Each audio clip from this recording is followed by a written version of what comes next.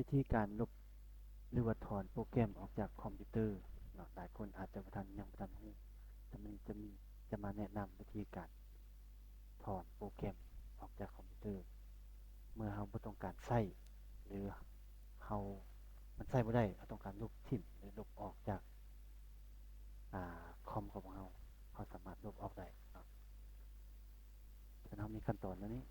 เข้าไปที่เซิร์ชพิมพ์คำว่า Control Panel Control Panel CON มันจะปรากฏตัวนี้ขึ้นมาเนาะ Control Panel คลิกเข้าไปถ้าผู้ใดหน้าต่างบ่เป็นแบบนี้ให้เข้าไปที่แบบนี้เนาะของของของทุกคนอาจจะเป็นแบบนี้ให้เปลี่ยนเป็นตัวที่2ลากไอคอนเนาะเป็นเมนูละลายแบบนี้หลังจากนั้นให้เราไปซอกอ่าโปรแกรม and feature เนาะแบบนี้เนาะโปรแกรม and feature คลิกเข้าไปแล้วก็เลื่อนหาโปรแกรมที่เราบ่ต้องการใช้หรือว่า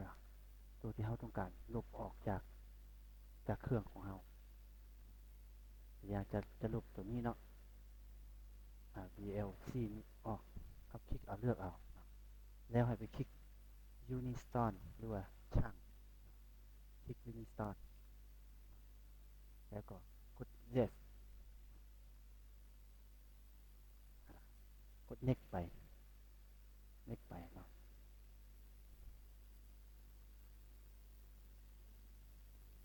แล้วก็กด Finish เนาะกด Finish เพียงเท่านี้